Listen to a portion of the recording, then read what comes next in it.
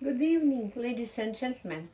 I'm going to speak today about the relation between the largest countries in the world, probably, United States of America and Russia.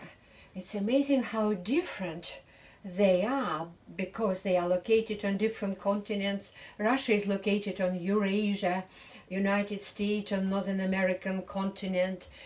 People speak different languages. Russia is not very young country. It is already 12 centuries of state history. And America is still young, approaching its 250 years old.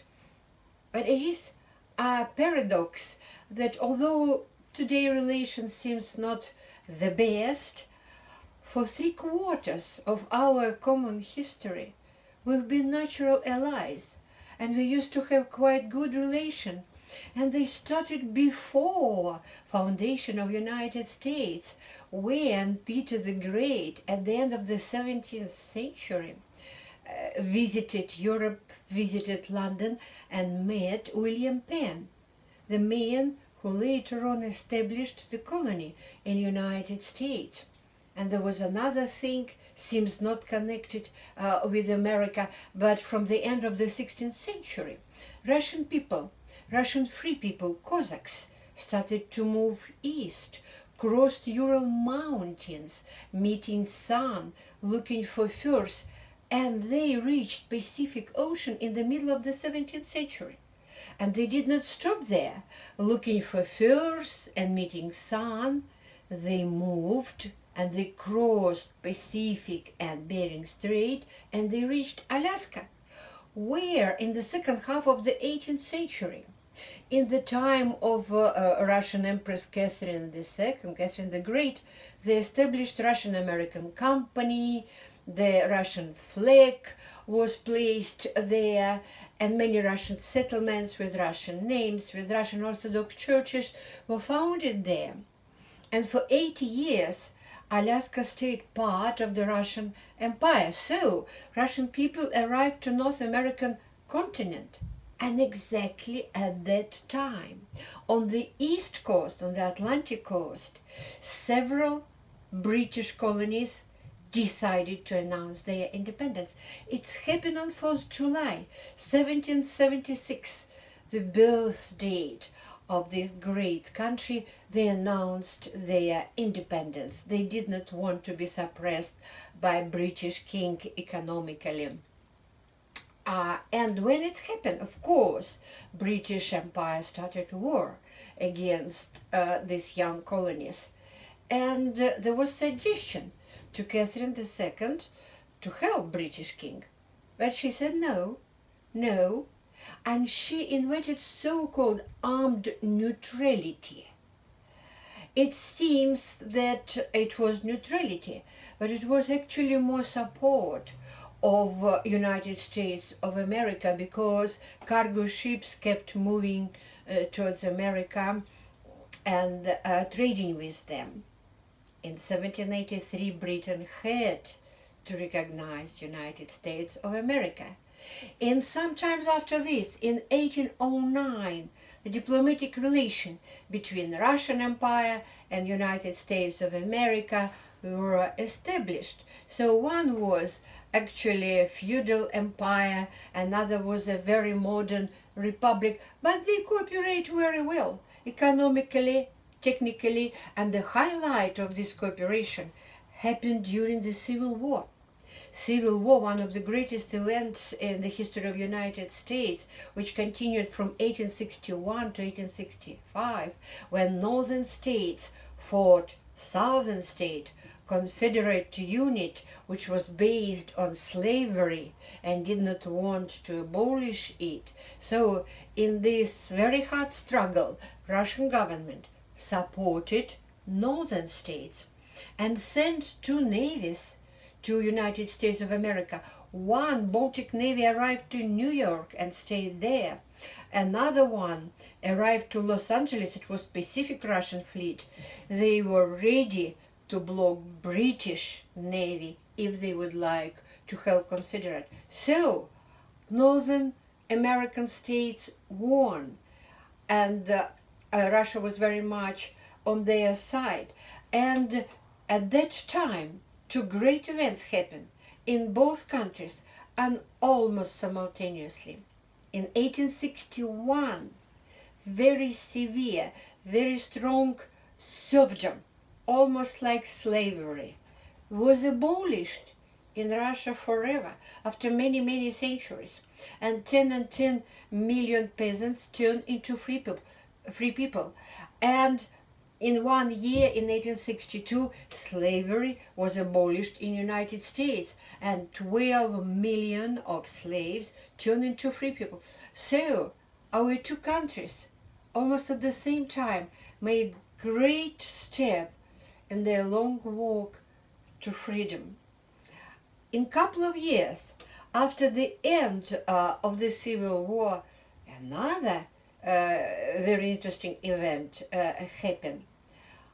In 1867, Russian government decided that Alaska was located too far away, about 7,000 kilometers from St. Petersburg, capital of Russia, and it was very hard to control and to manage it. So they decided to sell it, and it was sold to United States of America for $7.2 million. So it turned into an American state. But what is the most interesting? That we turned into neighbors. Our borders are very nearby. Chukotka and Alaska are separated only by Bering Strait and some Pacific water. And cooperation between our countries continued in the 20th century, when humanity came through 2 world wars. In both world wars, we were on the same side. But of course, when in 1917 Bolshevik Revolution happened, and Bolshevik erased private ownership and proclaimed communism, it was not accepted by United States. And for a long time, Soviet Russia was not recognized by United States, until in 1933 Franklin Delano Roosevelt was elected as American president. And the first step he made was to recognize Soviet Union. Diplomatic relations were established. American embassy emerged in Moscow, and one of the best Art Nouveau buildings, Passa House, was given as a residence for American embassy. And under President Roosevelt and leadership of Stalin, the highlight of our relation happened when we cooperated together as allies, as members of anti-Hitler coalition during Second World War. On 22nd June 1941, 5.5 million Nazi army crossed our border, and they started to occupy, to kill Soviet people.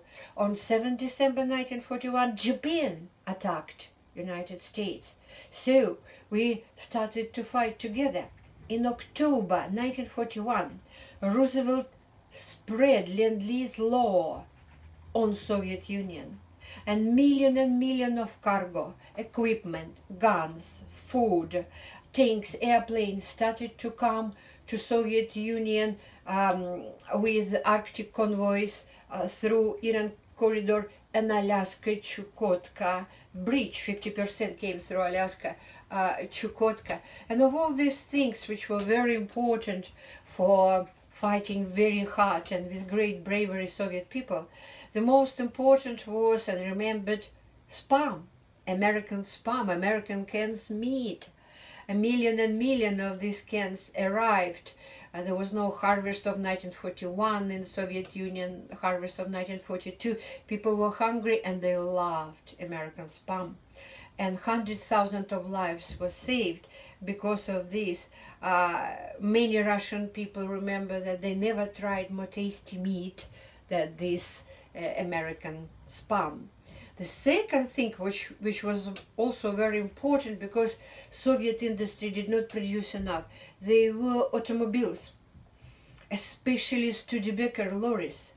More than 430,000 of them were delivered to Soviet Union, and they used to work through the whole war. Even Katyusha, which was invented by Soviet engineers, the weapon was placed on Studebaker, and it was very, very strong. So Soviet people fought with great bravery, showing heroic deeds. They made great contribution into our common victory, losing 27 million people. But on 25th April 1945, Soviet and American soldiers met each other on River Elbe, fighting together against a common and very dangerous enemy. It was a great time in our relations and cooperation. But unfortunately, after this, 43 years of Cold War started, when we call each other enemies. There was big confrontation and arm race. But even at that time, United States and Soviet Union used to cooperate from time to time to do exchanges. And in 1975, American and Soviet astronauts flew to space on their own ships, Soyuz and Apollo, and they attached each other in space, and they moved to each other, and they hugged each other, and it was a great symbol of cooperation. In 1985, Mikhail Gorbachev came to power, and together with George Bush's father, Margaret Thatcher Cole, they finished Cold War. They stopped to call each other enemies. A honeymoon started in Russian-American relation, which continued almost for 15 years with thousands of business, cultural, academic exchanges. And although today the relations are not the happiest, I think there is a fantastic potential. We still travel to each other, we meet each other, we make cultural and economic exchanges, and I think Soviet-American relations have big future. Thank you very much.